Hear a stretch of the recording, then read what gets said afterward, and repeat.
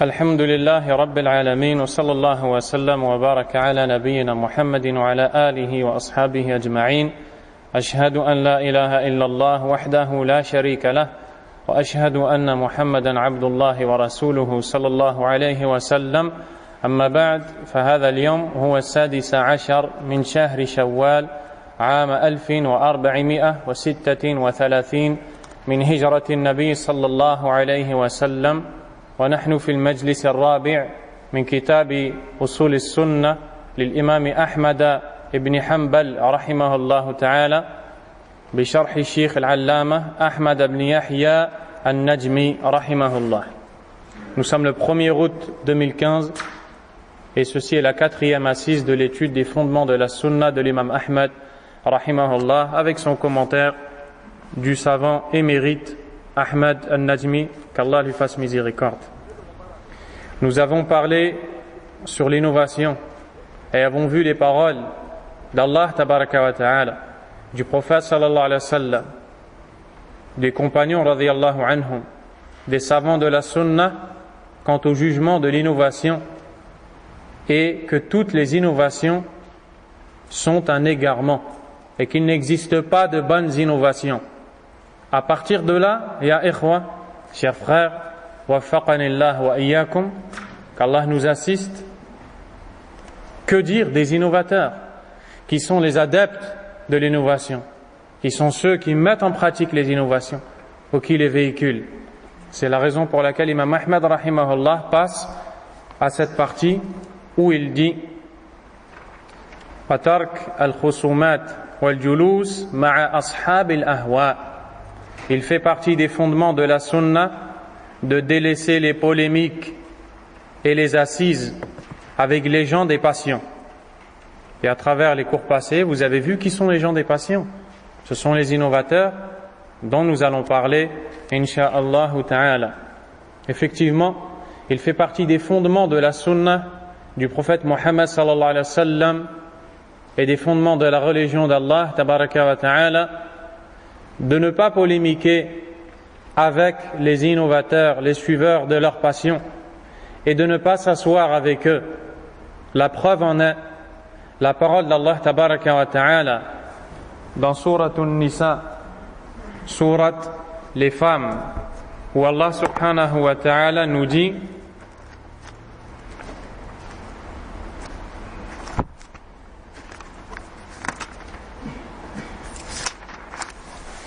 وَقَدْ نَزَّلَ عَلَيْكُمْ فِي الْكِتَابِ أَنْ إِذَا سَمِعْتُمْ آيَاتِ اللَّهِ يُكْفَرُ بِهَا وَيُسْتَهْزَأُ بِهَا فَلَا تَقْعُدُوا مَعَهُمْ حَتَّى يَخُوضُوا فِي حَدِيثٍ غَيْرِهِ إِنَّكُمْ إِذًا مِثْلُهُمْ. Le sens rapproché du verset 140 de Surat An-Nisa est le suivant. Dans le livre, il vous a déjà révélé ceci. Lorsque vous entendez qu'on renie les versets d'Allah et qu'on s'en raille, c'est-à-dire qu'on s'en moque, ne vous asseyez point avec cela jusqu'à ce qu'ils entreprennent une autre conversation. Sinon, vous serez comme eux. Allah rassemblera certes les hypocrites et les mécréants tous dans l'enfer. Les savants de l'islam utilisent ce verset pour argumenter et justifier l'interdiction formelle de fréquenter, de s'asseoir avec les partisans de l'innovation.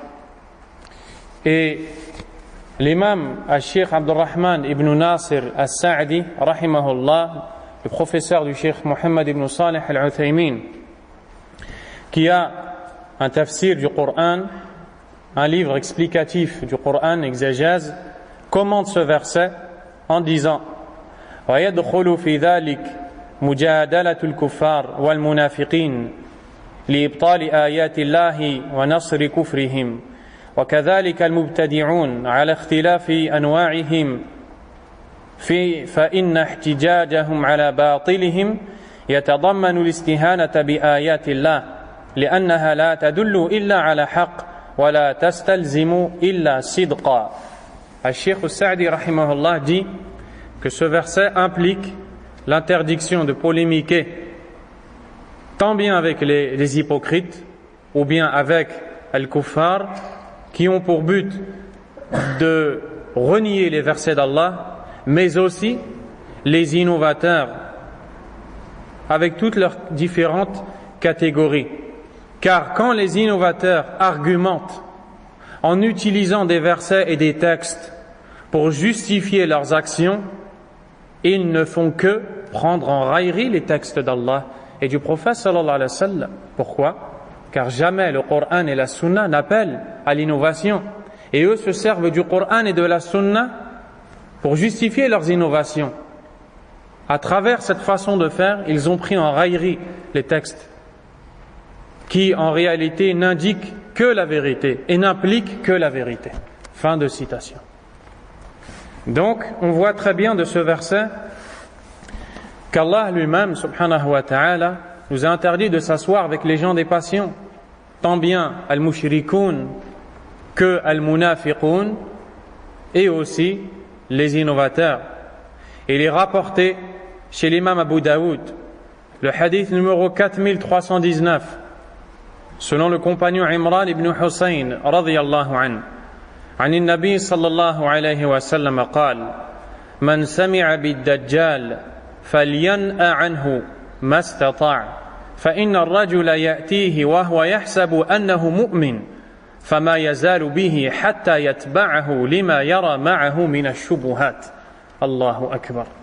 Le prophète sallallahu alayhi wa sallam dit: quiconque entend l'apparition ou assiste ou entend qu'est apparu le faux Messie, Al-Masih ad-Dajjal, qui est un des signes de la fin des temps, il viendra et il aura des signes dans lesquels il y aura des ambiguïtés et qu'il va utiliser pour induire les gens en erreur et les désorienter du chemin de la vérité. Le prophète sallallahu alayhi wa sallam nous avertit contre une fitna, un mal qui va arriver, et il commence à avertir les compagnons radiyallahu ta'ala anhum.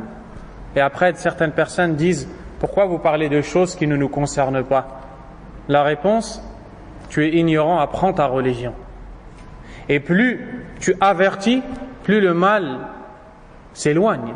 Moins tu avertis, plus le mal revient ou a dans la possibilité de revenir en raison de l'ignorance des gens.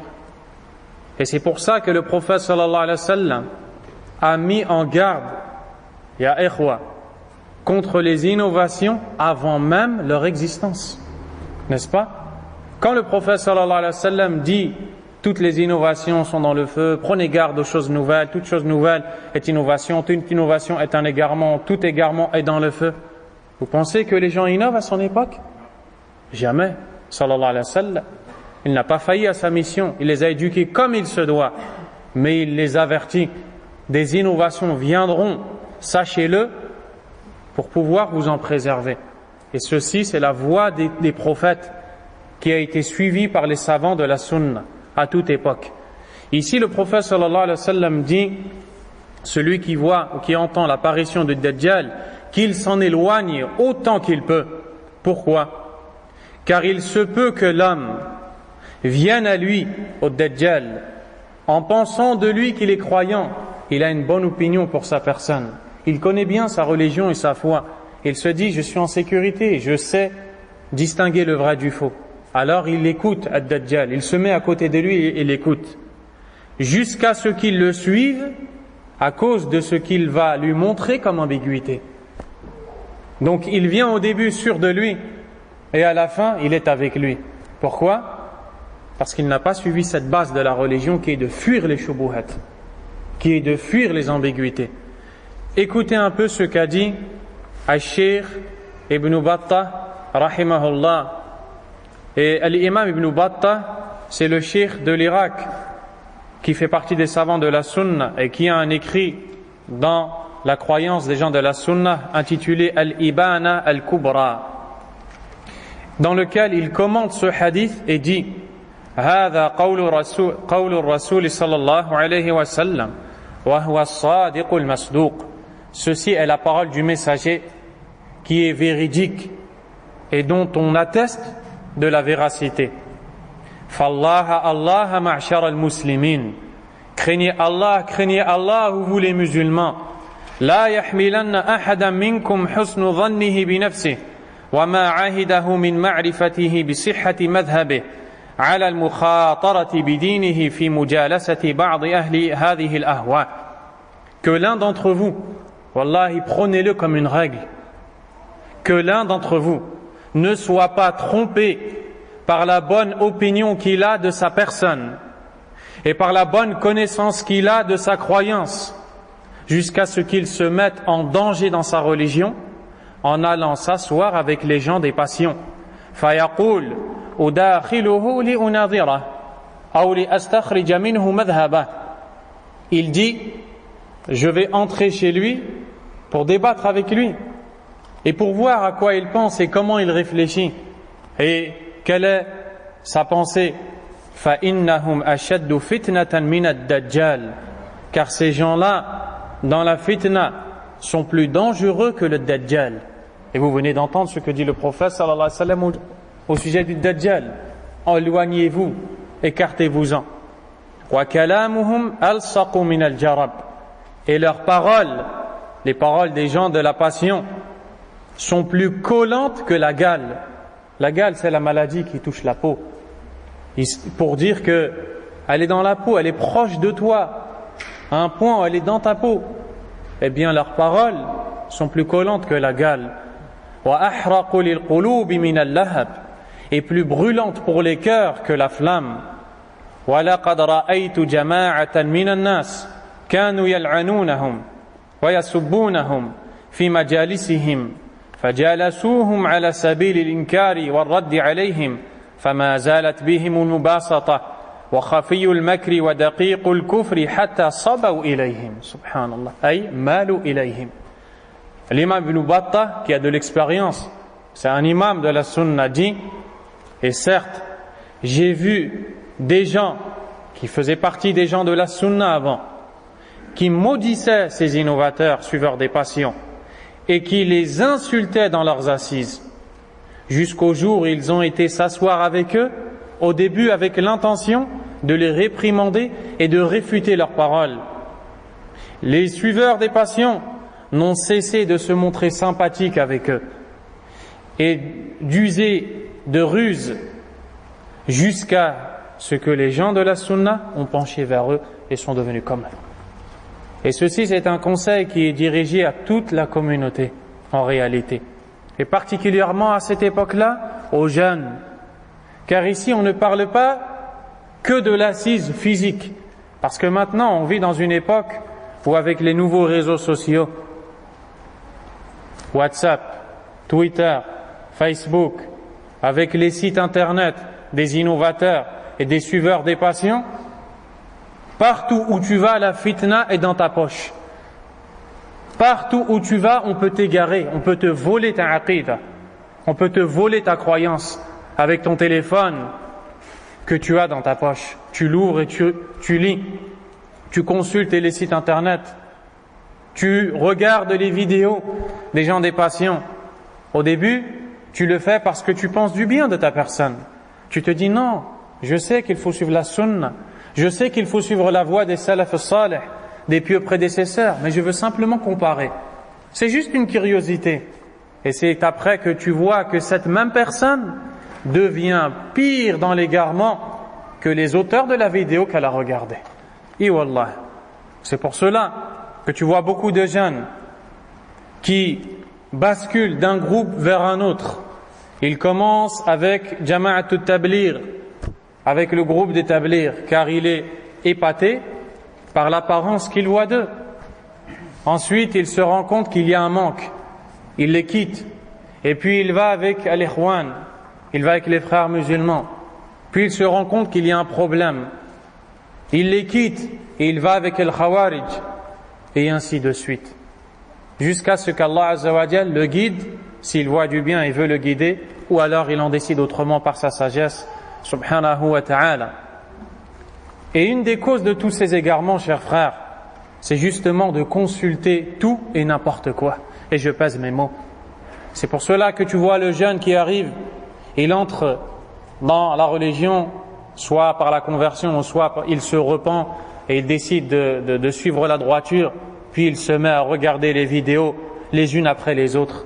Les vidéos de justement ces sectaires, al-hizbiyoun, ces innovateurs qui sont maquillés et dans lesquels on entend des anashids, les chansons qui à la base en réalité viennent du soufisme pour faire bouger les cœurs.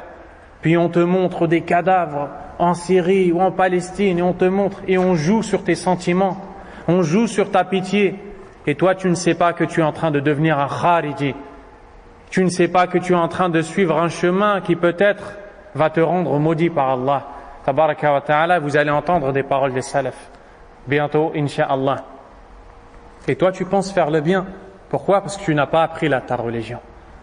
La religion d'Allah, ce n'est pas viens essayer d'abord pour voir si tu te sens ou tu ne te sens pas. On ne t'a pas demandé de te sentir ou de ne pas te sentir. On t'a demandé de suivre le Coran et la Sunna. Si le Coran et la Sunna t'appellent à cette parole, à cette croyance, à cette action, fais-le et ne regarde personne. Si le Coran et la Sunna ne t'y appellent pas, si les compagnons n'ont pas fait cette chose, ne va pas essayer. Ne va pas essayer. La religion n'est pas un restaurant où on goûte les plats pour voir lequel est le meilleur. La religion n'est pas un amusement. Et si les jeunes avaient compris cette base des bases de la sunna, ils se seraient préservés d'énormément d'égarements. Et ces groupes-là, pensez-vous qu'ils vont vous éduquer sur ces bases-là? Bien sûr que non, ya ikhwa. Parce que si on vous montre cette réalité, vous allez vous détacher de tous ces gens-là et vous allez suivre le chemin des salafs. Et eux ne veulent pas que la vérité soit apparente. Mais Allah tabaraka wa ta'ala a dit yuriduna liyutfi'u nur Allah bi afwahihim. Ils veulent éteindre la lumière d'Allah avec leur bouche. Wa ya'ba Allahu illa an yutimma nurah. Et Allah ne veut que parachever sa lumière. Et Cheikh Sa'di rahimahullah a expliqué ce hadith en disant, ce verset en disant ils sont à l'image de ceux qui veulent éteindre le soleil. Et ils lèvent la tête au ciel et ils soufflent pour éteindre les rayons du soleil. Pensez qu'ils vont réussir? La sunna, c'est la religion d'Allah tabaraka wa ta'ala. Donc, ne consultez pas les sites d'innovateurs. N'allez pas répondre à vos curiosités, à vos sentiments, à vos goûts. N'allez pas essayer délaisser tout ça. Apprenez la sunna et apprenez qui sont les savants de la sunna. Si tu veux écouter, écoute Cheikh Abdul Aziz ibn Baz rahimahullah. Écoute Cheikh Mohammed ibn Salih al-Uthaymin rahimahullah. Écoute Cheikh Mohammed Nasiruddin al-Albani rahimahullah. Écoute Cheikh Muqbil ibn Hadi al-Wadi'i. Écoute Cheikh Salih al-Fawzan. Écoute Cheikh Salih al-Luhaydan. Écoute Cheikh Ubayd al-Jabiri. Écoute le Cheikh Rabi' ibn Hadi al-Madkhali et apprends qui sont les savants de la sunna. Mais ne va pas par curiosité. Et puis quand tu regardes une vidéo, tu vois quelqu'un qui est éloquent, qui prononce de bonnes paroles, puis tu t'y attaches avant même de le connaître. Ce n'est pas comme ça qu'il faut agir dans la religion d'Allah tabaraka wa ta'ala. وعن أنس ابن مالك رضي الله تعالى عنه وقد جاءه رجل فقال له يا أبا حمزة لقيت قوما يكذبون بالشفاعة وبعذاب القبر فقال أولئك الكذابون فلا تجالسهم. Anas ibn Malik radiyallahu anhu, qui a vécu pendant 10 années consécutives aux côtés du prophète sallallahu alayhi wa sallam et qui était son servant, un homme est venu le voir et l'a interpellé: Oh Abu Hamza, c'est la kunya de Anas radiyallahu anhu. J'ai rencontré des gens qui démentent l'intercession et le châtiment de la tombe. Car il y a parmi les innovateurs ceux qui ne croient pas en l'intercession. Et il y aura un chapitre où on le traitera, Inch'Allah, et les supplices de la tombe. Anas ibn Malik radiyallahu anhu a dit: ce sont eux les grands menteurs, ne t'assois pas avec eux. Ici, Al-Sheikh Al-Najmi rahimahullah va nous citer les paroles des salafs unanimes dans lesquelles ils interdisaient à leurs élèves, aux musulmans de façon générale, de s'asseoir avec les gens qui avaient des innovations et qui avaient des passions suivies. وعن عبد الله بن عباس رضي الله عنهما أنه قال لا تجالس أهل الأهواء فإن مجالستهم ممرضة للقلوب. Abdullah ibn Abbas radhiyallahu anhuma dit: ne t'assois pas avec les gens des passions, car t'asseoir avec eux rend malade les cœurs, sans le moindre doute. Lorsque tu t'assois avec des gens des passions, sache que tu exposes ton cœur à une grande maladie.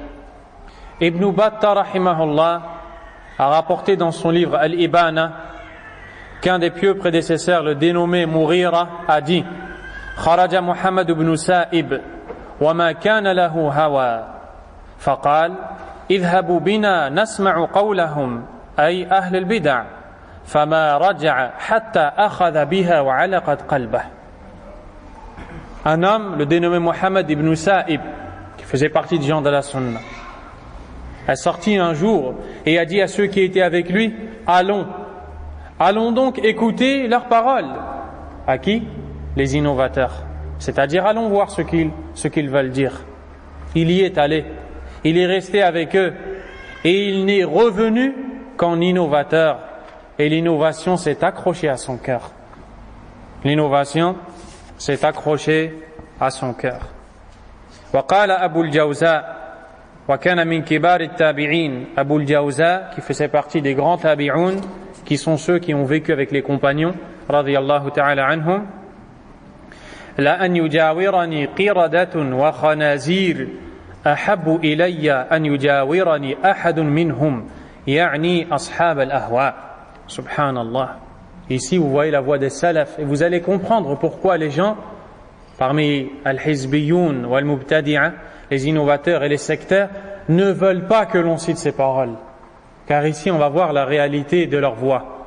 Abu al-Jawza disait: être le voisin de singes et de porcs m'est préférable à être le voisin de l'un d'entre eux, c'est-à-dire les gens des passions. Il préférait être le voisin de ces animaux qui ont été méprisés que le voisin de ceux qui ont innové. Pourquoi, chers frères? Parce qu'ils savent que celui qui a innové a manqué de respect au prophète Mohammed sallallahu alayhi wa sallam, a manqué de respect à la sunna, a contredit les ordres d'Allah tabaraka wa ta'ala, s'est opposé à la législation d'Allah. Comment est-ce qu'ils peuvent l'aimer alors que leur cœur est rempli de tawhid, leur cœur est rempli de sunna? C'est pour ça qu'ils agissaient de cette façon, rahimahumullah. وقال الفضيل بن عياض رحمه الله, un des grands savants, Al-Fudayl ibn Iyad, qui est connu, a dit: لا تجلس مع صاحب بدعة فإني أخاف أن تنزل عليك اللعنة. Allahu Akbar. Al-Fudayl dit: ne t'assois pas avec un adepte de l'innovation, car je crains que la malédiction ne s'abatte sur toi. Je crains que la malédiction ne s'abatte sur toi. Il ne plaisantait pas ni ne riait quand il s'agissait de sunna et d'innovation. Rahimahumullah. وقد دخل على محمد بن سيرين رجلان من أهل الأهواء. Al-Sheikh Najmi rapporte que deux hommes se sont présentés au dénommé Muhammad ibn Sirin. Muhammad ibn Sirin, c'est l'élève de Anas ibn Malik radiyallahu anhu. C'est un tabi'i et un des grands savants de la sunna et un des rapporteurs de hadith dont on trouve le nom dans le recueil de l'imam al-Bukhari et qui était connu, rahimahullah, pour sa sunna, pour son suivi de la sunna. Deux hommes des passions sont venus le voir. C'est un imam, c'est un savant de la sunna. Deux hommes des passions sont venus le voir. فقال يا أبا بكر نحدثك بحديث. Ils lui ont dit: oh Abu Bakr, on veut te réciter un hadith. قال لا. Muhammad ibn Sirin a dit non. قال فنقرأ عليك آية من كتاب الله. Les deux hommes lui ont dit: alors nous allons lire sur toi un verset du livre d'Allah, un verset, ya ikhwa. On ne peut pas l'altérer, on ne peut pas le changer. Alhamdulillahi Rabbil Alamin, un verset du livre d'Allah. قال لا. Muhammad ibn Sirin a dit non. La taqumanni anni ou la aquman fa kharaja. Vous allez vous lever d'ici ou c'est moi qui va se lever et m'en aller. Ces deux hommes se sont levés et l'ont quitté. فقال بعض القوم, certains des gens présents ont dit, Ya Aba Bakr, ô Abu Bakr, en parlant de Mohammed ibn Sirin, وما كان عليك أن يقرأ عليك آية من كتاب الله. Dans le sens de cette parole, qu'est-ce qui t'empêchait de les écouter te réciter un verset du livre d'Allah? قال إني خشيت أن يقرأ علي آية فيحرفونها فيقر ذلك في قلبي. Subhanallah. Mohammed ibn Sirin a dit, je craignais qu'ils ne récitent un verset sur moi, qu'ils allaient altérer, et cette altération tombe dans mon cœur. Il fuyait les innovations et les innovateurs. وعن عبد الرزاق, et Abd al-Razaq al-San'ani, le cheikh de l'imam Ahmed rahimahullah, rapporte أنه قال قال لي إبراهيم بن محمد بن أبي يحيى أرى المعتزلة عندكم كثيرا. قلت نعم وهم يزعمون أنك منهم. قال أفلا تدخل معي هذا الحانوت حتى أكلمك؟ قلت لا. قال لما؟ قلت لأن القلب ضعيف والدين ليس لمن غلب. Regardez la tarbiya des salafs, l'éducation des salafs. Abd al-Razaq al-San'ani, le cheikh de l'imam Ahmed rahimahullah, rapporte que Ibrahim ibn Muhammad ibn Abi Yahya a dit à Abd al-Razaq al-San'ani, il lui a dit, je vois beaucoup de Mu'tazila chez vous, les innovateurs al-Mu'tazila qui ont une croyance égarée, qui disent que le Coran est créé, qui nient la shafa'a, qui disent que celui qui commet des péchés majeurs n'est ni croyant ni mécréant, et beaucoup d'énormités qu'ils ont prononcées. Ibrahim ibn Muhammad ibn Abi Yahya a dit au cheikh de la Sunna, je vois beaucoup de Mu'tazila chez vous. Le cheikh Abd al-Razaq lui dit, certes, et ils disent que tu es avec eux, ils disent que toi aussi tu en es un. L'homme lui dit alors, veux-tu entrer avec moi dans cette boutique pour discuter avec toi? Abd al-Razaq al-San'ani lui dit non. L'homme lui dit pourquoi? Abd al-Razaq al-San'ani lui répond, car le cœur est faible. Et la religion n'est pas pour celui qui a vaincu, c'est-à-dire dans le débat. Je débat, je t'ai vaincu, on me suit. Tu m'as vaincu, on te suit. C'est pour cela que quand on est venu voir l'imam Malik rahimahullah, un homme lui a dit, je voudrais débattre avec toi. L'imam Malik rahimahullah lui dit, ici c'est moi, si je suis le vainqueur. L'homme lui dit, je te suis. L'imam Malik lui dit, ici tu es le vainqueur. L'homme lui dit, tu me suis. L'imam Malik lui dit alors, et si un troisième vient et est vainqueur contre nous deux? L'imam Malik lui dit, on le suit. L'imam Malik lui répond alors, va débattre avec les gens qui doutent comme toi. Moi je suis convaincu du chemin que je suis dans ma religion. Va avec quelqu'un qui doute comme toi si tu veux polémiquer. Et il dit, donc maintenant la religion va être ambulante. La religion va être ambulante et elle sera pour le vainqueur. وعن مبشر ابن إسماعيل الحلبي قال قيل للأوزاعي إن رجلا يقول أنا أجالس أهل السنة وأهل البدعة فقال الأوزاعي هذا رجل يريد أن يساوي بين الحق والباطل. Mubashir ibn Ismail al-Halabi, qui fait partie des savants de la Sunna, rapporte selon l'imam al-Awza'i, et l'imam al-Awza'i est très connu, Abdurrahman ibn Amr ibn Abi Amr al-Awza'i, avec la kunya Abu Amr al-Faqih rahimahullah. Un homme a dit à al-Awza'i, il y a un homme qui dit, moi je m'assois avec les gens de la Sunna, mais aussi avec les gens de la bid'a, les gens de l'innovation. Al-Awza'i lui a dit, prenez ces qawa'id, ce sont des règles du din. Al-Awza'i lui dit, voici là un homme qui veut mettre sur un même pied d'égalité le vrai et le faux. Tu ne peux pas. Comment est-ce que tu peux t'asseoir avec les innovateurs et avec les gens de la Sunna? Et aujourd'hui, on trouve justement chez les innovateurs ces paroles-là. Et écoutez bien, barakallahu fikum. Ils disent, il n'y a pas de mal à prendre le bien chez chaque groupe. Mais quand on regarde l'application de cette règle, qu'est-ce qu'on voit? Ils le font avec tout le monde, sauf qui? Sauf vous. Sauf Ahlus Sunnah. Sauf les gens de la Sunnah. Sauf ceux qui suivent le Salaf al-Salih. Pourquoi? Pourquoi, ya ikhwa? Pourquoi? On les dérange.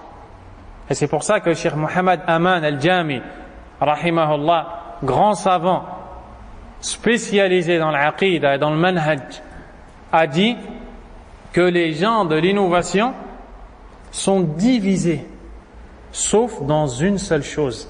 Là, d'un coup, ils sont unis. Quelle chose, ya ikhwa? Naam. La guerre contre les gens de la Sunna. Là, ils s'unissent. Ils s'aiment tous.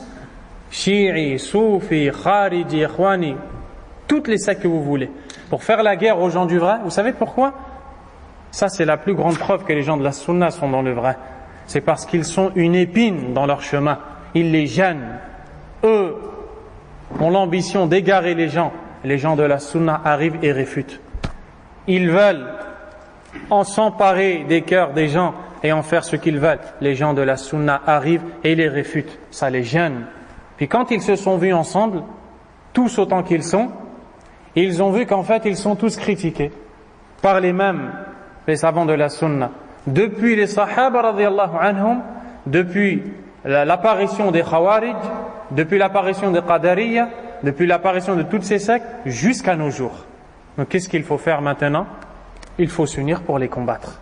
C'est pour ça qu'ils sont unis contre les gens de la Sunna. Et ça, on le voit dans leurs paroles, on le voit dans leurs prêches, on le voit dans leurs discours qu'ils prononcent sur les estrades le jour du vendredi, on le voit dans leurs élocutions, et ils inventent des noms sur les gens de la Sunna, ils leur lancent des sobriquets, ils leur donnent des qualificatifs par lesquels en réalité ils ne sont pas décrits et desquels ils sont totalement innocents. Et ça, alhamdulillah, c'est le sens de la parole du prophète sallallahu alayhi wa sallam. Bada'a al-islamu ghariban. L'islam a débuté étranger. Wa sayaudu ghariban kama bada. Fatuba lil ghuraba. Et il redeviendra étrange comme il le fut.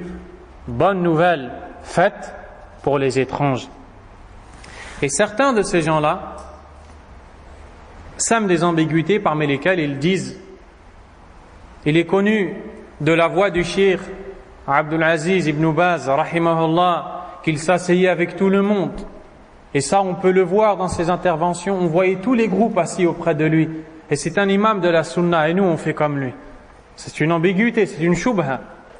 Et a répondu à cette ambiguïté, les savants ont répondu, parmi lesquels le Cheikh Ubayd al-Jabiri, rahimahullah, ou hafidahullah. Et il dit justement, premièrement, à Cheikh Ibn Baz, rahimahullah ta'ala, est connu pour la profondeur de sa connaissance de la croyance islamique et de la sunna. Ce n'est pas quelqu'un qu'on va égarer comme ceci. Ce n'est pas quelqu'un qu'on va égarer très facilement. Deuxièmement, le fait qu'il est enraciné dans les sciences religieuses a fait que les gens le craignent. C'est pour cela que dans les assises de Cheikh Ibn Baz, rahimahullah, la parole est à Cheikh Ibn Baz. Et celui qui domine l'assise, c'est Cheikh Ibn Baz. Et les gens qui se taisent, ce sont ceux qui sont assis à côté de Cheikh Ibn Baz, rahimahullah. Et s'il parle, Cheikh Ibn Baz va leur répondre avec sa science. Et c'est pour ça que même qu'il ne parlait pas, il le savait de lui, rahimahullah. Troisièmement, Cheikh Ibn Baz, rahimahullah ta'ala, répondait aux innovateurs. Et ceux qui ont vécu avec lui le savent. Il répondait aux innovateurs, et s'il fallait citer les noms, rahimahullah ta'ala. Ainsi, on ne peut pas dire que on suit le cheikh, car nous n'avons rien à voir avec le cheikh, rahimahullah ta'ala. Aussi, le cheikh est une source. Le monde entier revient à Cheikh Ibn Baz, de son vivant, tout comme après sa mort. Le monde entier. C'est un des plus grands savants de la terre, rahimahullah ta'ala. Donc ce n'est pas la même chose. Alors il ne faut pas semer des ambiguïtés. Donc, il n'y a pas de mélange à faire entre le vrai et le faux. Le vrai est vrai et le faux est faux. Le bon est bon et le mauvais est mauvais. Nous marchions et devons marcher dans le droit chemin et avons l'interdiction formelle de suivre le mauvais chemin. Et on voit des gens qui mettent l'habit de la compréhension prétendue des pieux prédécesseurs et qui parlent en disant « Je suis le Cheikh Ibn Baz, je suis le Cheikh Al-Uthaymin, je suis le Cheikh Al-Albani, rahimahullah », puis après ces mêmes personnes s'assoient avec toutes les catégories d'innovateurs. Et à cause de ces personnes-là, les gens qui les voient, les suivent et tombent dans ces innovations, pensant, comme eux sont des exemples, que ces personnes avec lesquelles ils se sont assis sont des bonnes personnes.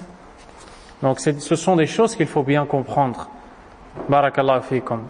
On ne doit pas faire d'amalgame ou bien mélanger le vrai au faux. Les pieux prédécesseurs mettaient en garde contre les innovateurs sous les ordres du prophète Muhammad sallallahu alayhi wa sallam. L'imam al-Bukhari rapporte dans le commentaire Kitab al-Tafsir, le chapitre du Tafsir, dans le Tafsir du verset de Surat Ali Imran, dans le verset, dans le sens rapproché du verset, c'est lui qui a révélé sur toi les versets. Il s'y trouve des versets clairs qui sont la mère du livre, la base du livre, et d'autres qui prêtent à ambiguïté, c'est-à-dire pour la masse des gens et pour ceux qui n'ont pas de connaissances. Quant à ceux qui suivent leur passion, qu'est-ce qu'ils font? Ils reviennent aux choses ambiguës. Pourquoi? Pour semer la discorde et pour rechercher la fitna au sein des musulmans.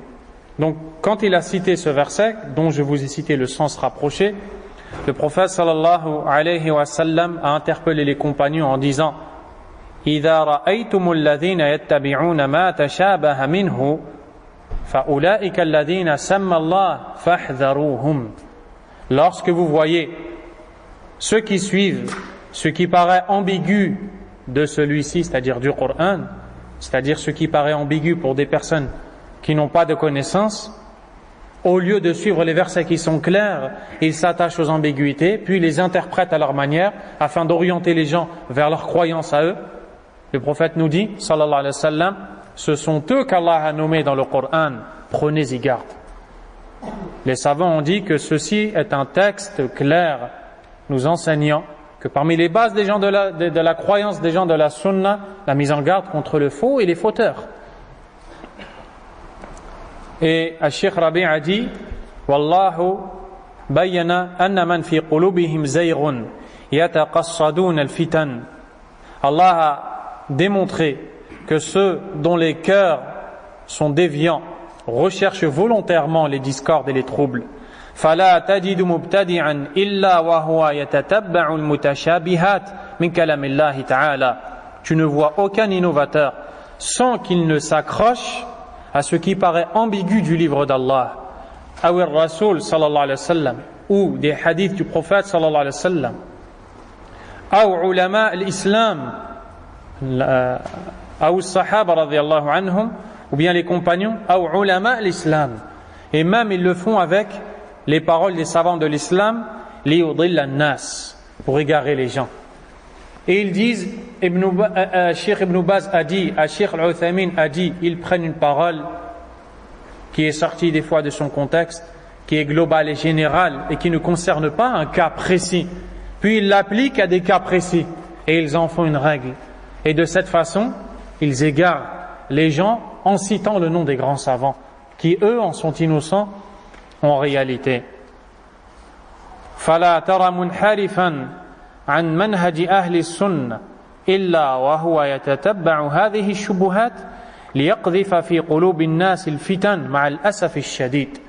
Et tu ne verras aucun individu déviant du chemin des gens de la sunna sans qu'il ne suive et s'attache à ces ambiguïtés qu'il va lancer dans le cœur des gens, malheureusement, pour qu'ils suivent les fitan. Donc il est interdit de s'asseoir avec eux. Il est interdit de polémiquer, de débattre avec ces gens-là. Al-Sheikh Ubayd al-Jabiri va citer les deux catégories de débat. Celui qui est permis et celui dont on parle qui est interdit. Premièrement, الذي هو بيان الحق بالدليل أن تقول هذا سنة والدليل كذا هذا بدعة والدليل كذا هذا هو محمود. Premièrement, le fait de montrer la vérité, d'enseigner aux gens la vérité en disant ceci fait partie de la sunna, la preuve en est tel verset. Ceci fait partie de la bid'a, la preuve en est, et ainsi de suite. Cette action est louable et elle fait partie des actes qui ont été faits par les pieux prédécesseurs. C'est-à-dire qu'il y a en face de toi une personne qui n'est pas entêtée ni obstinée. Elle a peut-être été trompée, dupée, elle a peut-être été ignorante, et tu vois de cette personne, tu sens de cette personne qu'elle recherche la vérité, qu'elle n'est pas là simplement pour te vaincre dans la polémique ou le débat. À ce moment-là, si tu disposes des arguments, tu peux lui exposer, et ça n'entre pas dans la polémique qui est interdite. Al-Sheikh dit وَهَذَا الَّذِي يَصْنَعُهُ السَّلَفُ مَعَ خُصُومِهِمْ من معتزلة أو أشاعرة أو جهمية قبلهم أو خوارج أو غير ذلك. C'est ainsi que les pieux prédécesseurs ont œuvré avec leurs opposants parmi les Mu'tazila, les Asha'ira, Jahmiya, les Khawarij et autres. Ils montraient la vérité, comme l'a fait Abdullah ibn Abbas radiyallahu anhuma avec les Khawarij, comme l'a fait l'imam Ahmad ibn Hanbal rahimahullah avec les Mu'tazila, et ainsi de suite. Deuxièmement, المحاورات التي يريد كل من الخصمين ثني صاحبه إلى ما يرى وهذا الذي يذمه أهل السنة.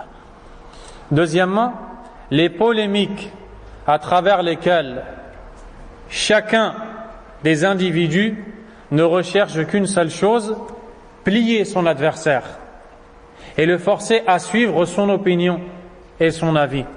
Et ceci est blâmé par les gens de la sunna. Et un des pieux prédécesseurs disait Man arrada dinahu lil khusuma akthar at-tanaqqul. Celui qui expose sa religion à la polémique va se déplacer, c'est-à-dire il va être ambulant, il va se déplacer d'une croyance à une autre, d'un groupe à une autre, d'une idéologie vers une autre. Donc, voici l'éclaircissement. Al-Sheikh Rabi', pour éclaircir encore plus, dit يعني لا تكثر من الجدال لا تخاصم إلا في الموقع الذي ترى فيه الفائدة لمن يطلبها. L'interdiction de polémiquer avec les innovateurs et les gens des passions, c'est-à-dire n'en fais pas trop, ne débat pas, sauf lorsque tu vois un individu qui recherche la faïda. Tu sens qu'il recherche la réalité. Il est peut-être trompé, il est ignorant, il n'a pas compris les choses. Il n'est pas entêté ni obstiné, il ne veut pas te vaincre, il ne veut pas s'attacher à ses passions. Il recherche vraiment. Lui, tu n'as pas le droit de le rejeter. Tu ne le rejettes pas, lui. Qu'est-ce que tu fais avec lui? Tu lui enseignes le haqq. Et la preuve en est la parole d'Allah, tabaraka wa ta'ala, وَجَادِلْهُمْ بِالَّتِي هِيَ أَحْسَنُ. Et débat avec eux de la meilleure façon. Que le verset est clair. أَمَّا إِنسَانٌ يُرِيدُ أَنْ يُغَالِطَ أَوْ أَنْ يُصَارِعَ أَوْ أَنْ يَغْلِبْ هَذَا لَا تُجَادِلْهُ. Quand un individu qui ne cherche qu'à te vaincre, qu'à avoir le dernier mot, ne polémique pas avec lui. Ne polémique pas avec lui, ne débat pas avec lui. L'imam Muslim, rahimahullah, a rapporté dans l'introduction de son recueil de récits prophétiques la parole du prophète sallallahu alayhi wa sallam, rapportée par Abu Huraira radiyallahu ta'ala anhu. Le prophète sallallahu alayhi wa sallam dit سيكون في آخر أمتي أناس يحدثونكم ما لم تسمعوا أنتم ولا آباؤكم فإياكم وإياهم. Le prophète alayhi salatu wa sallam dit il viendra à la fin de ma communauté des hommes qui discuteront avec vous en vous citant des choses que vous n'avez pas entendues, ni vos ancêtres. Prenez garde à eux et éloignez-vous de ces gens-là. Et aujourd'hui, on voit des gens qui, dans leur prêche, justement, vont utiliser des choses nouvelles. Pourquoi ? Parce que malheureusement, le musulman qui n'apprend pas sa religion, qui n'apprend pas sa croyance, qui n'apprend pas les fondements de sa croyance, aime les choses nouvelles et croit que c'est ça la science. Et il pense que la science c'est d'entendre des choses nouvelles. Donc, lorsqu'il voit un orateur, un prêcheur, prononcer des choses qu'on n'a jamais entendues, il pense que c'est cela la science. Et disent qu'il est le vrai savant. Or, ici, le prophète sallallahu alayhi wa sallam dit que des gens viendront et diront des choses que vous n'avez pas entendues ni vos ancêtres, des choses qui ne sont pas connues par les savants, des choses qui n'ont pas été enseignées, des choses qu'on ne connaît pas. Ils vont polémiquer d'une nouvelle façon, ils vont citer des nouvelles choses. Prenez garde à ces gens-là. Et c'est la raison pour laquelle, lorsque tu écoutes les savants de la sunna, tu vois très bien que leurs paroles sont claires, elles sont concises, elles sont comprises, simples, car le but des savants c'est de guider la masse, ce n'est pas de montrer qu'ils sont savants. Ce n'est pas de montrer qu'ils sont savants. Donc il ne fait pas partie de la voie des savants d'utiliser ces façons pour inciter les gens à les suivre, à les convaincre. Car d'ailleurs les savants n'appellent pas les gens à les suivre. Les savants appellent les gens à suivre le Coran et la sunna du prophète Mohammed alayhi salatu wassalam. Les gens de l'innovation ont des signes. Lorsqu'ils sont vus, l'individu peut voir en eux qu'ils ont des signes des innovateurs. Et nous allons en citer. Le Cheikh Al-Najmi va en citer, rahimahullah. ولأهل البدع والأهواء علامات يعرفون بها منها premièrement écrivez الوقيعة في أهل الأثر critiquez les gens du hadith, les gens du athar, c'est-à-dire les savants, les gens de la sunna, ceux qui connaissent la sunna. Critiquer les gens de la sunna est un signe distinctif des innovateurs. Ceci a été dit par l'imam de la sunna, Abu Hatim al-Razi, rahimahullah. Il dit alamatu ahli al-bida' al-waqi'atu fi ahli al-athar. Le signe distinctif des gens de l'innovation, c'est de critiquer, de dénigrer les adeptes du athar, c'est-à-dire les suiveurs du hadith. Les suiveurs du hadith du prophète sallallahu alayhi wa sallam. Et ceci à toute époque. Ça a commencé à l'époque du prophète sallallahu alayhi wa sallam. Avant son prêche, comment est-ce qu'il était décrit? As-sadiqul masduq, as-sadiqul amin, le véridique digne de confiance. Puis lorsqu'il a appelé les gens à la ilaha illallah, qu'est-ce qu'ils lui ont répondu? Tu es fou. Majnoun, sha'ir, c'est un poète. Sahir, c'est un sorcier. Kahin, c'est un voyant. Kadhab, c'est un grand menteur. Ne l'écoutez pas. Et ils allaient aux entrées de la Mecque, aux portes de la Mecque où ils se tenaient debout. Ils accueillaient les venants pour leur dire: il se trouve un homme qui se dénomme Mohammed, il prétend être prophète, c'est un menteur, c'est un sorcier, c'est un devin, c'est un charlatan, il est fou, il est ensorcelé, ne le suivez pas. Depuis l'époque du prophète sallallahu alayhi wa sallam jusqu'à l'époque que nous vivons. Et les compagnons d'eux-mêmes ont été critiqués. Les tabi'un d'eux-mêmes ont été critiqués par les innovateurs. Atba'u tabi'in, leurs suiveurs, les grands savants de la sunna. Puis on voit l'imam Ibn Taymiyyah rahimahullah qui a été critiqué. Avant lui l'imam Ahmad rahimahullah qui a été même traité par les Mu'tazila de mécréant, d'ennemi de l'islam. Alors qui est l'imam Ahmad en réalité? Que dire de l'imam Ahmad rahimahullah? Est arrivé l'imam Ibn Taymiyyah qui a passé la majeure partie de sa vie en prison. Il n'était pas connu à son époque rahimahullah. Il était traité de menteur, on portait atteinte à son honneur, on le dénigrait, on lui donnait des sobriquets, des surnoms par lesquels on le nommait, on le décrivait par des qualificatifs desquels il était complètement innocent. Rahimahullah. Tout ceci pourquoi? Parce que l'homme a peur des noms.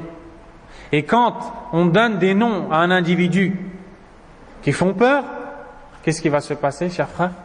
Les gens automatiquement vont prendre ces choses-là et vont fuir. Et en réalité, ils ont fui le haqq. Ils ont fui la réalité. Est arrivé l'imam Muhammad ibn Abdul Wahhab rahimahullah. Il a vécu dans une contrée où les gens s'adonnaient à la tombolatrie. Ils adoraient les tombes. Ils sollicitaient les défunts qui étaient sous la terre. Ils s'adonnaient à la sorcellerie, à la voyance. Ils mentaient sur le livre d'Allah. Ils innovaient. Ils sollicitaient un autre qu'Allah. Ils craignaient autre qu'Allah tabaraka wa ta'ala. C'est dans ce climat qu'est arrivé Muhammad ibn Abdul Wahhab rahimahullah seul. Il n'a agressé personne. Il n'avait pas d'armes. Il n'a été violent avec personne. Il n'a jamais été violent rahimahullah. Simplement, il a été étudier la religion. Il a voyagé de sa ville natale. Puis, il a été à la Mecque pour l'accomplissement du pèlerinage. Ensuite, à Médine. Puis, il est allé en Irak. Ensuite, il a voulu aller vers le Cham, vers la Syrie. Mais faute de provisions, il a dû revenir. Et quand il est revenu, il avait un niveau de science assez conséquent pour pouvoir commencer le prêche. C'est alors qu'il s'est mis à prêcher et à assainir les croyances malsaines, à corriger les erreurs, à appeler les gens au retour à la réalité. On a commencé à dire de lui, il taxe les musulmans de mécréants, il veut combattre les musulmans. Et on a dit, les adeptes de cet homme, ce sont al-Wahhabiyya, les Wahhabites. Et puis ce nom a été véhiculé. Et alors aujourd'hui, tu trouves jusqu'à nos jours des personnes qui entendent Wahhabiyya, mais qui ne savent en réalité vraiment pas de quoi est-ce qu'on parle. Car en réalité, il n'y a pas de Wahhabiyya.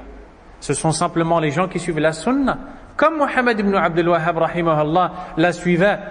Mais les gens ont peur des sobriquets, les gens ont peur des surnoms.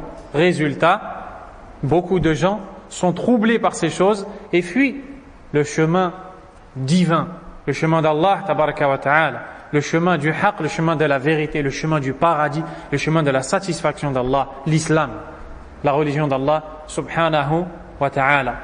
Les savants sont arrivés les uns après les autres, ils ont commencé à prêcher dans la péninsule arabique. Le shirk a été éradiqué. On ne connaissait plus l'adoration des tombes, on ne connaissait plus la sollicitation des morts ou les cœurs qui s'accrochent à autre qu'Allah. Le soufisme est arrivé et s'est opposé à la da'wa du tawhid. Et ainsi les savants sont arrivés jusqu'à notre époque. Al-Sheikh Abdul Aziz ibn Baz rahimahullah ta'ala a prêché à la vérité et on a dit de lui qu'il est l'allié des ennemis d'Allah et qu'il est un traître, comme on dit à Sururiya, les adeptes, les suiveurs de Mohammed Surur, qui est un homme qui a été exclu de l'Arabie et qui maintenant réside en Angleterre, d'où il propage son venin sur les savants de la sunna. Et ils ont commencé à critiquer, puis est arrivé Oussama ibn Laden, le Khariji, égaré, égareur, qui n'a rien à voir avec la voix d'Allah tabaraka wa ta'ala, et qui a commencé à dire sur un Cheikh al-Uthaymin que c'est un Cheikh Khatm, un Cheikh qui sert à tamponner. Il valide. Le gouverneur donne un ordre et l'Uthaymin vient et tamponne. Et il a dit que Cheikh Ibn Baz est un mécréant, wal'iyadhu billah, et que là, le royaume d'Arabie est un État mécréant, wal'iyadhu billah. Et c'est ainsi que les savants ont été dénigrés. Et, chers frères, c'est sans aucun doute, plus tu vas mettre en garde contre les innovateurs, plus tu vas être dénigré. Et c'est pour cela qu'à notre époque, un des savants qui en a le plus subi, mais qui grâce à Allah est toujours là debout, et qui dit ce qu'il faut dire, à Cheikh Rabi' ibn Hadi al-Madkhali, hafidahullah ta'ala.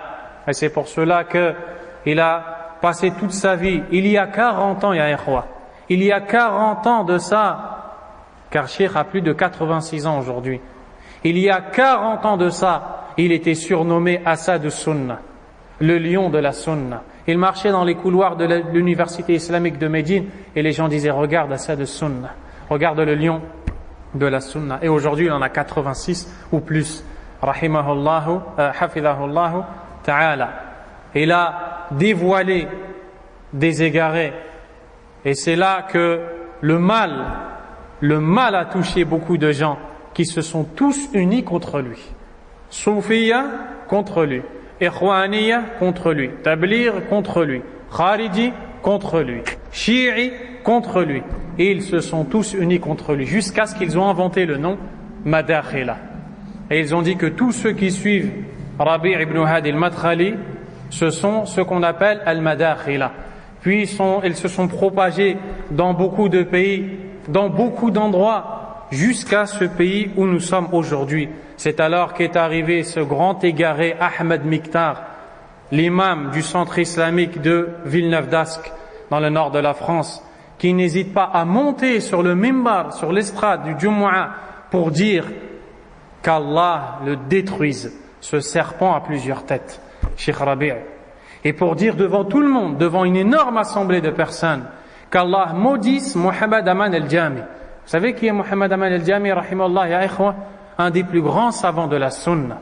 Il a quitté l'Éthiopie, d'où il est né, Érythrée, et il est venu à pied en traversant la mer Rouge, puis il est arrivé au Yémen, il a traversé tout le Yémen, jusqu'à arriver en Arabie. Il s'y est installé, a accompli le pèlerinage, a étudié la science et est devenu un brillant savant, une sommité parmi les savants de la sunna. Et alors est apparu ce nom Al-Jamiyya. Ceux qui suivent Mohammed Aman al-Jami. Pourquoi? Parce que Mohammed Aman al-Jami appelle au fondement des gens de la sunna, à l'obéissance au gouverneur et à l'interdiction formelle de se rebeller contre les gouverneurs. Et c'est ainsi que tous ceux qui ont cette croyance vont être appelés Al-Jamiyya. Et c'est là qu'on reconnaît les signes des gens de l'innovation. Deuxième signe parmi les gens de l'innovation, shiddatu mu'adatihim li ahli al-hadith wa sukutuhum an ahli al-ghayy wal-batil. قال صلى الله عليه وسلم في وصف الخوارج يقتلون أهل الإسلام ويدعون أهل الأوثان. Deuxièmement, l'immense animosité qu'il témoigne aux adeptes du hadith, c'est-à-dire aux gens de la sunna. Au même moment, ils se taisent sur les gens du faux et de la déviance. Ceci est un signe des innovateurs. Ceci est un signe distinctif des innovateurs. Ils ne supportent pas que les gens du faux soient critiqués et blâmés. Au même moment, ils détestent les savants de la sunna et ne peuvent pas les supporter. C'est pour cela que tu les vois déverser leur flot de paroles nauséabondes contre les gens de la sunna, contre les savants, n'hésitant pas à citer leur nom.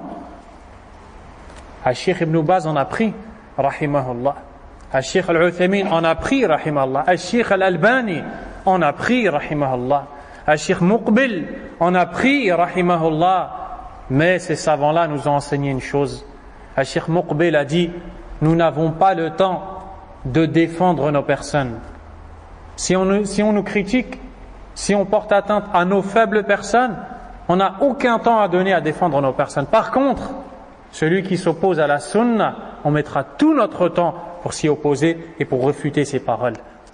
Rahimahumullah ta'ala. Et ces gens-là se taisent des gens du faux et blâment les gens de la vérité. Subhanallah. Et ça, tu peux le voir dans leur prêche. Et ça se fait de plusieurs façons, ya ikhwa. Et en fonction de l'endroit où ils se trouvent.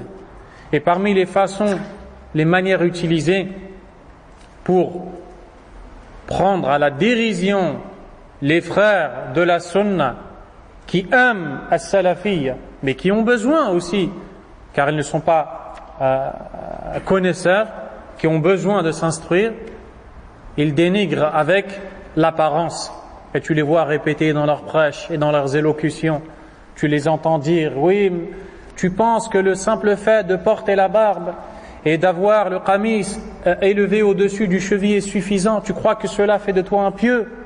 Il y a des gens qui n'ont pas la barbe et des gens qui n'ont pas ce vêtement-là, mais qui sont bien plus pieux que toi. Et ils utilisent ces façons de parler pour dénigrer les gens de la sunna. Subhanallah.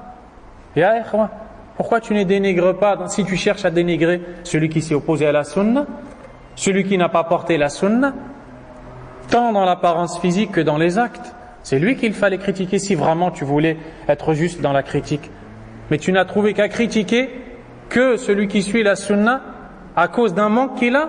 Il fallait simplement combler ce manque qu'il a et appeler les autres à suivre la sunna. Ceci est la voie des compagnons, la voie des savants de la sunna. Ils le font de plusieurs manières. Ils le font de plusieurs manières.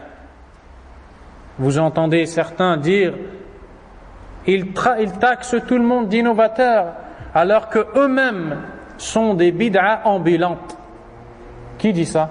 Rachid Abu Hudhayfa, dans une intervention où il va présenter la véritable sunna selon ses dires. Et c'est dans cette élocution, dans cette intervention qu'il va dire, en parlant de qui? Parlons des salafiyoun, des gens de la sunna. Il va dire de ces gens-là qu'ils passent leur temps à taxer tout le monde d'innovateurs alors qu'eux-mêmes sont des bid'a ambulantes, des innovations ambulantes. Prouve-moi que les salafiyoun passent leur temps, comme tu le dis, à taxer tout le monde d'innovateurs. Je n'attends que cette réponse. Et crains Allah, tabaraka wa ta'ala. Ainsi, ils se taisent sur les gens du faux et dénigrent les gens du vrai. Au sujet des Khawarij, le prophète sallallahu alayhi wa sallam a dit: ils tuent les gens de l'islam et laissent les idolâtres. Donc ce sont des innovateurs, les Khawarij. Ils tuent les gens de l'islam et délaissent les autres. Et ça, c'est connu chez les innovateurs. Et le savant Abu Uthman al-Sabuni, celui qui a l'écrit connu Aqidatu Salaf Ashab al-Hadith, la croyance des pieux prédécesseurs, les partisans du hadith, a dit: wa alamatu al-bid'i ala ahliha badiyatun zahira wa adharu ayatihim wa alamatihim shiddatu mu'adatihim li hamalati akhbari an-nabi sallallahu alayhi wa sallam wa ihtiqaruhum lahum wa tasmiyatuhum iyyahum hashawiyya wa jahala وظاهرية ومشبهة اعتقادا منهم في أخبار رسول الله صلى الله عليه وسلم أنها بمعزل عن العلم وأن العلم ما يلقيه الشيطان إليهم من نتاج عقولهم الفاسدة ووساوس صدورهم المظلمة وهواجس قلوبهم الخالية من الخير وحججهم العاطلة أولئك الذين لعنهم الله. سبحان الله. Il dit: le signe des innovations apparaît clairement sur ces adeptes, sur les innovateurs. Et parmi les signes les plus clairs et les plus apparents, l'immense animosité qu'ils témoignent aux partisans du hadith, c'est-à-dire aux gens de la sunna.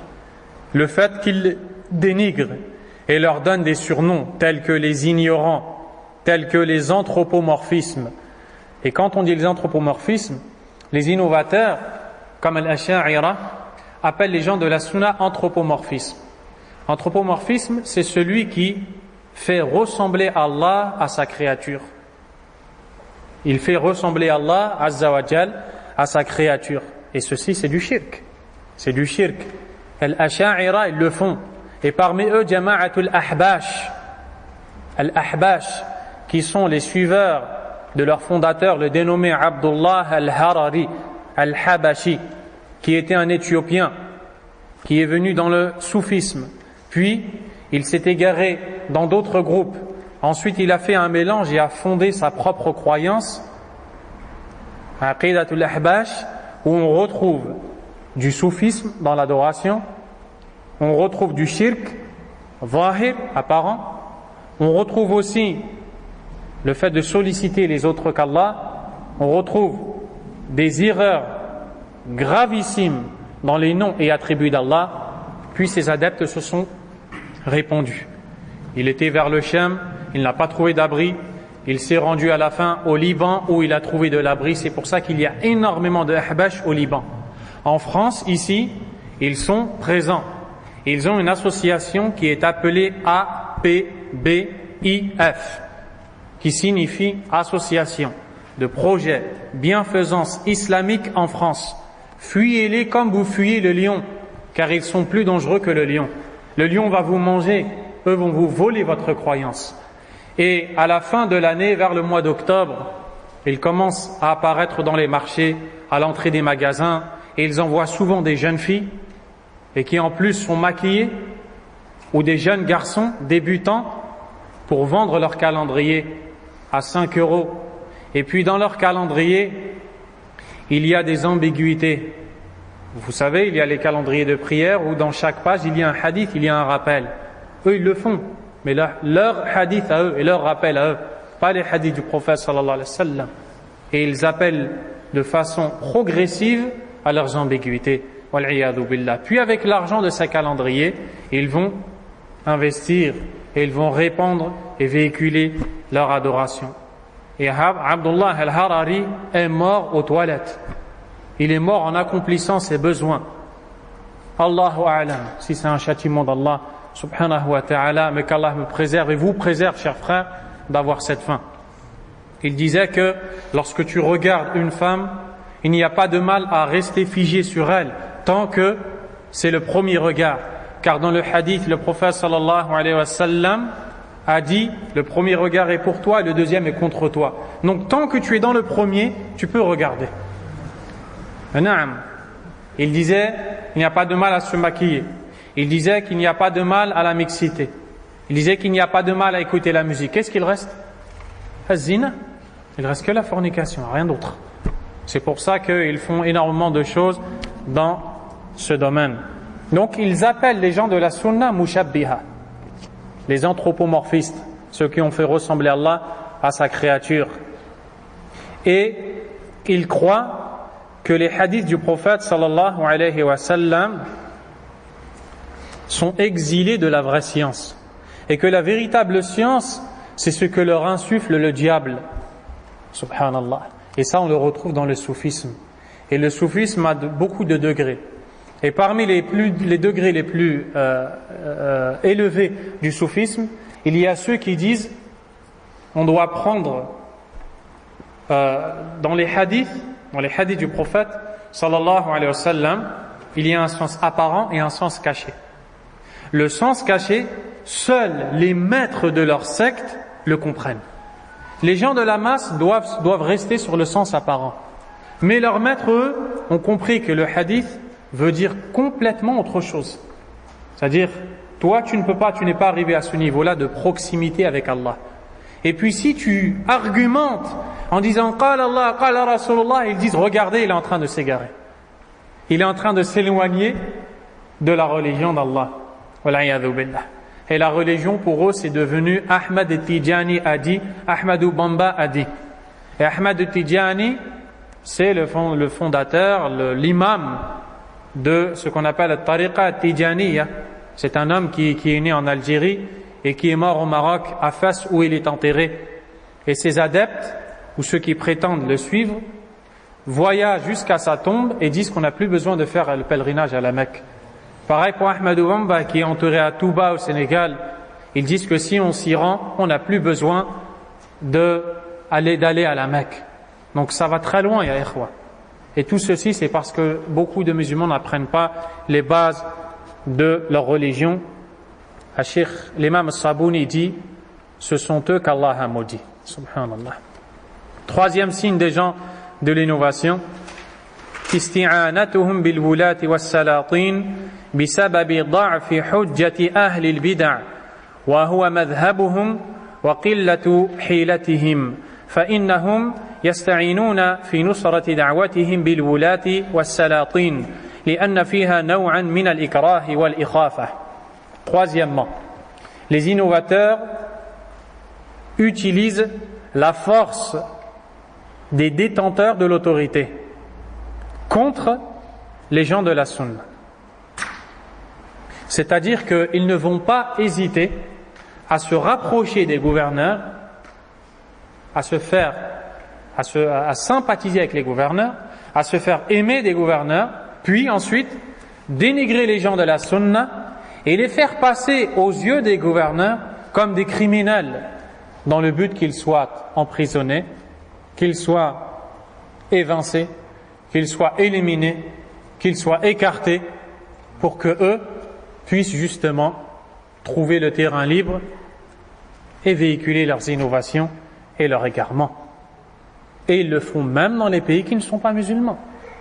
Ils n'hésiteront pas à aller dans les mairies, à aller aux autorités pour dire attention, dans telle mosquée. En parlant des gens de la sunna, il y a des partisans de Daesh ou de Al-Qaïda, alors que par Allah subhanahu wa ta'ala, wallah, nous sommes les plus grands ennemis de Daesh et de Al-Qaïda. Wallahi alladhi la ilaha ghayra. As-salafiyoun, les gens de la sunna, les salafistes, sont les plus grands ennemis de ces gens qui tuent des innocents, de ces gens qui taxent de mécréants des gens qui n'ont pas le droit à ces qualificatifs. Et ils vont dire attention, ce sont des sectes, ils sont égarés. Et ils vont utiliser les autorités. Pourquoi? Car ils n'ont rien comme argument. Et ça, c'est la preuve qu'ils sont dans l'égarement. Quatrième signe. Al-ijtihadu wal-ghulu fil ibadah. L'exagération dans la dévotion. La dévotion, c'est-à-dire les actes d'adoration.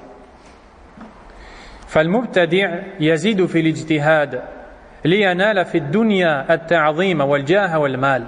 L'innovateur excède ou exagère afin de s'accaparer un bien mondain et afin d'être vénéré par autrui ou autre parmi les patients pour les biens de cette dunya, pour autre que cela. Le Cheikh Al-Najmi rahimahullah dit Ala tara, ou je vais traduire directement, ne vois-tu pas ces moines qui se recueillent et qui sont ascètes, qui délaissent ce dunya, qui ne font rien, ils ne forniquent pas, ils ne mentent pas, ils ne font rien de tout ça, et alors qu'à la fin, où est-ce qu'ils sont? Dans le feu éternellement, s'ils ne reviennent pas à l'islam. Et bien, chez les gens de l'innovation, on voit de l'exagération dans l'adoration. N'est-ce pas que le prophète sallallahu alayhi wa sallam a dit au sujet des Khawarij, vous mépriserez vos prières devant les leurs, votre lecture du Coran devant la leur. Et quand Abdullah ibn Abbas radiyallahu anhuma est allé débattre avec eux pour les inviter à l'islam, car il en était apte, radiyallahu anhu, il dit, lorsqu'il est arrivé, il a entendu des bourdonnements. Puis quand il a regardé, il a vu tous ces gens-là en train de lire le Coran. Et ils avaient la trace de la prière sur leur front. Et on voyait l'ibada sur leur visage. Mais qu'est-ce que le prophète alayhi salatu wassalam a dit? La tujawizu taraqiyahum. Leur récitation du Coran ne dépasse pas les clavicules. Le Cheikh Abdul Aziz al-Rajihi a dit, c'est-à-dire que les actions, c'est connu qu'elles sont élevées vers Allah, elles lui sont présentées. Eux, elles sont élevées jusqu'à leur clavicule, elles ne dépassent pas leur clavicule, Allah n'en veut pas. Subhanahu wa ta'ala. Allah Azza wa Jalla a dit Wujuhun yawma idhin khashi'a 'amilatun nasibah tasla naran hamiyah. Mais moi surat Al-Ghashiyah. وقال تعالى قل هل ننبئكم بالأخسرين أعمالا الذين ضل سعيهم في الحياة الدنيا وهم يحسبون أنهم يحسنون صنعا وما ذاك إلا لخفة يجدونها في ذلك الالتزام. Il va citer rahimahullah pourquoi est-ce qu'ils sont exagérateurs dans les adorations. Pourquoi? Car le diable enjolive leurs actions. Ils y trouvent un délice. D'où vient ce délice? Il ne vient pas du Coran et de la Sunna. Il ne vient pas du Coran et de la Sunna. Il vient de l'enjolivement qui émane du diable et qui a pour but de le faire couler dans l'égarement et dans l'innovation alors qu'il pense faire le bien. Et dans le verset de Surat Al-Ghashiyah, Allah Azza wa Jalla dit selon le sens rapproché, ce jour-là, il y aura des visages humiliés, préoccupés, harassés. Ils brûleront dans un feu ardent. Et dans les versets de Surat Al-Kahf, la grotte, le sens rapproché, Allah Azza wa Jalla dit, voulez-vous que je vous informe des plus perdants en œuvre, des gens qui ont œuvré mais qui en réalité sont les plus perdants, ceux dont l'effort s'est égaré dans la vie d'ici-bas alors qu'ils pensaient faire le bien.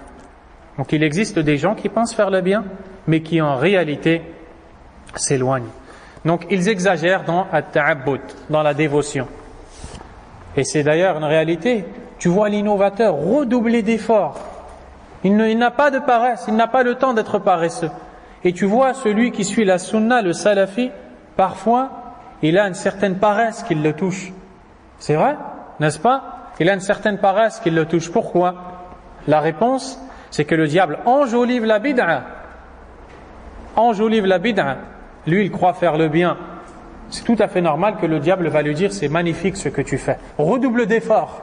Redouble d'efforts. Tu as énormément de hasanat. Et c'est pour ça qu'après, quand tu vas parler avec une de ces personnes, par exemple, on a discuté avec certains frères qui sont affectés par le groupe de Tabligh, qui a un prêche qui est erroné, qui n'est pas en accord avec les fondements de la croyance islamique. Et quand il s'avère que lorsque tu t'adresses à ces frères, ils te répondent, tu ne peux pas comprendre. Viens avec nous essayer avant de critiquer. Viens avec nous, quand on va, on se sent énormément bien. C'est exactement de ça qu'on parle ici. Subhanallah. Il y a des textes du Coran et de la Sunna. Pourquoi est-ce que tu m'appelles à ton goût? Pourquoi est-ce que tu m'appelles à ce que tu juges bon? Alors qu'Allah Azza wa Jal a complété sa religion. Il ne l'a pas rachevée. Ainsi, la religion n'accepte ni diminution ni ajout. Dans Surat Al-Ma'idah, Allah Azza wa Jalla a dit Al-yawma akmaltu lakum dinakum wa atmamtu alaykum ni'mati wa raditu lakum al-islam dina. Selon le sens rapproché. Aujourd'hui, j'ai complété pour vous votre religion, parachevé sur vous mon bienfait et agréé pour vous l'islam comme religion. Le l'éminent savant Muhammad al-Amin al-Shanqiti rahimahullah, dans une conférence qui a été retranscrite par écrit dans un livre intitulé Al-Islam dinun kamil, l'islam est une religion complète, a commenté ce verset et a dit, le prophète sallallahu alayhi wa sallam a vécu 81 nuits après la révélation de ce verset, c'est-à-dire 2 mois et demi à peu près. Donc Allah n'a pas révélé ce verset si ce n'est après avoir complété sa religion. Ainsi la religion n'accepte ni diminution ni rajout. Ô musulman, ne suis pas ton goût, ne suis pas ta passion, ne suis pas ton désir, ne suis pas ton sentiment. Abandonne tout ça, apprends le livre d'Allah, étudie la langue arabe, la langue de ton prophète sallallahu alayhi wa sallam, étudie le Coran, étudie la Sunna, vois qui étaient les compagnons, vois quelles paroles ils ont prononcées, vois quelle voie ils ont suivi, à laquelle ils se sont cramponnés, et suis-les. Et c'est pour ça que les salafs disaient ittabi'u wa la tabtadi'u faqad kufitum, c'est-à-dire suivez et n'innovez pas, ceux qui sont venus avant vous vous ont suffi. Ceux qui sont venus avant vous vous ont suffi. Alors que celui qui s'attache à la sunna, qu'est-ce que Shaitan va lui faire à lui? Remets-le à plus tard. Tu as le temps. Remets cette sunna à plus tard. Utlub al-ilm fima ba'd. Étudie la science religieuse plus tard. Apprends le Coran plus tard. Apprends la sunna plus tard. Et les jours passent et tu remets tout le temps les choses à plus tard.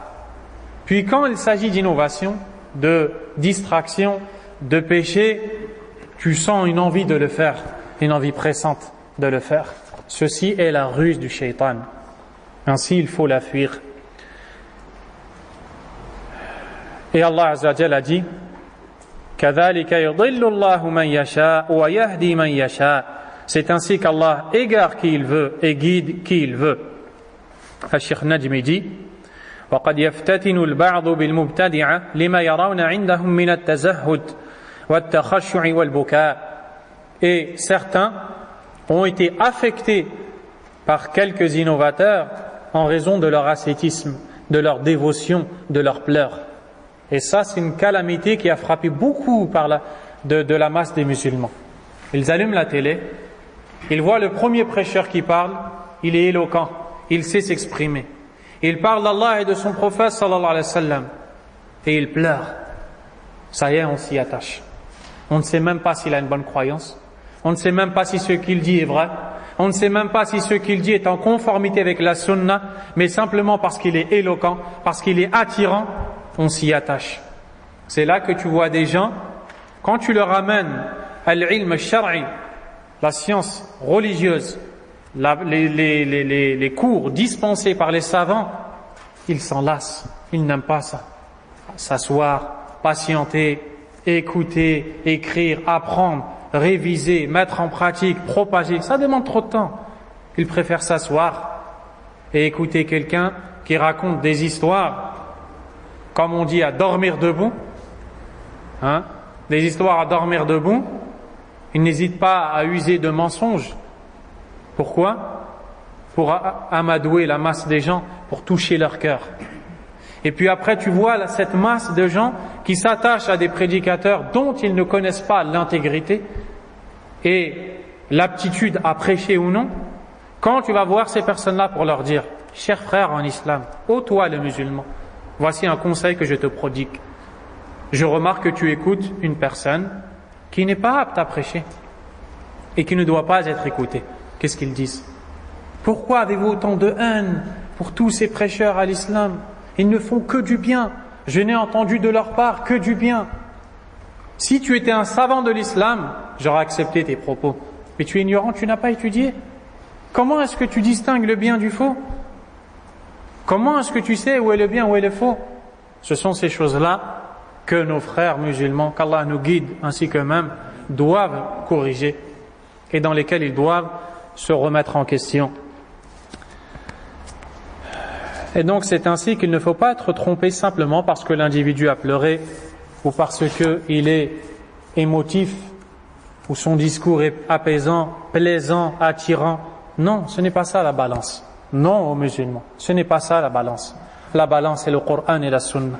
La balance c'est la compréhension qu'avaient les pieux prédécesseurs, rahimahumullah. Cheikh Najmi a cité 4 signes. Il s'est arrêté ici. Bien sûr, la liste n'est pas exhaustive, mais on pourrait citer aussi d'autres signes que les savants de la Sunna ont cités.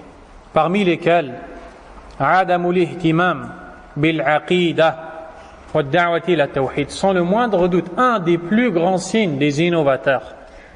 Ils ne concentrent pas leur prêche sur la correction des fausses croyances. Ils ne concentrent pas leur prêche sur l'appel à l'unicité d'Allah tabaraka wa ta'ala. Ils disent, mais pourquoi est-ce que tu nous appelles à ça? Et lorsque tu étudies Kitab al-Tawhid et que tu vas arriver au chapitre en relation avec l'adoration des tombes et l'interdiction, avec les versets et les hadiths, ils te disent, pourquoi est-ce que tu nous parles de ces sujets? On a d'autres sujets. Le sang coule en Irak, le sang coule en Syrie, le sang coule, ya Yohannas. Et ils sont éloquents, et ils sont touchants. Et les gens de la masse sont trompés par ces gens-là. Pourquoi est-ce que le sang coule? Ya ikhwa, ya muslimoun, nos musulmans. Pourquoi est-ce qu'il y a toutes ces calamités? Parce que dans nos pays, les gens adorent les tombes. Parce que dans nos pays, les gens jurent par autre qu'Allah. Parce que dans nos pays, il y a beaucoup de gens qui insultent Allah. Parce que dans nos pays, il y a beaucoup de gens qui portent des amulettes, des talismans pour repousser le malheur, pour repousser le mauvais œil. On s'est éloigné d'Allah. Et tant qu'on ne revient pas à la croyance saine et authentique, Allah nous abandonnera. Allah a dit dans le Coran, وَعَدَ اللَّهُ الَّذِينَ آمَنُوا مِنْكُمْ وَعَمِلُوا الصَّالِحَاتِ ليستخلفنهم في الأرض كما استخلف الذين من قبلهم وَلَيُمَكِّنَنَّ لَهُمْ دِينَهُمُ الَّذِي ارْتَضَى لَهُمْ وَلَيُبَدِّلَنَّهُمْ مِنْ بَعْدِ خَوْفِهِمْ أَمْنًا يَعْبُدُونَنِي لَا يُشْرِكُونَ بِي شَيْئًا. Dans le sens rapproché du verset, Allah a fait la promesse aux croyants parmi vous qui ont fait de bonnes actions qu'il leur donnera la suprématie sur terre comme il l'a donné à ceux qui les ont précédés. Il donnera à leur religion qu'il a agréé pour eux force et suprématie. Il changera leur ancienne peur en sécurité. Tu veux la suprématie? Tu veux la sécurité? Tu veux vivre paisiblement? Écoute la fin du verset. يَعْبُدُونَنِي لَا يُشْرِكُونَ بِي شَيْئًا. Qu'ils m'adorent et ne m'associent rien. C'est la condition sine qua non, indispensable pour qu'Allah lève la calamité des peuples musulmans.